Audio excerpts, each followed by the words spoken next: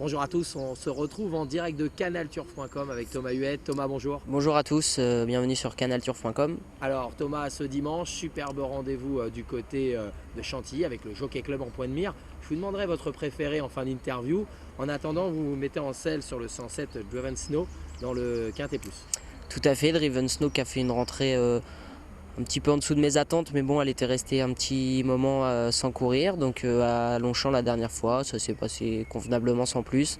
Elle a fini 8 dixième au milieu du peloton, on n'a pas forcé non plus vu que c'est une jument qui faisait une rentrée.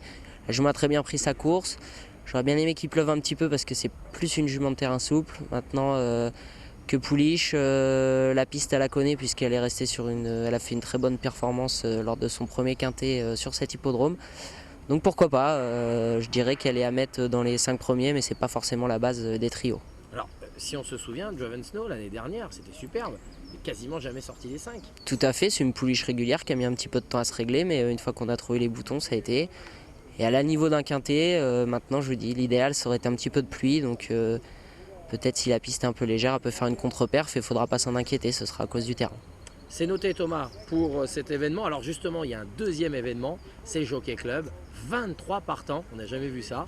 Alors votre réaction tout d'abord avant de vous demander votre favori.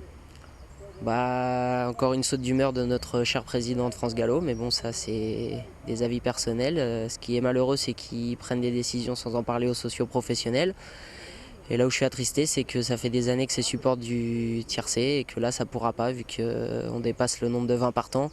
Donc pour les joueurs c'est malheureux parce que c'est quand même des belles courses. Puis on va surtout se retrouver avec 23 partants, avec 5-6 chevaux qui n'ont absolument pas de chance et qui risquent de mettre le bazar dans les pelotons. Donc les jockeys, va falloir qu'ils ouvrent leurs yeux. Maintenant c'est sûr que ça reste un bel événement, ça va être folklore quoi, pour une première avec 23 partants. Mais bon. Oui, parce que là on se met à votre place, on se dit pour les jockeys ça va pas être une course facile. Il y en a qui ont tiré forcément le 23, le 22, le 21, le 20 dans les boîtes.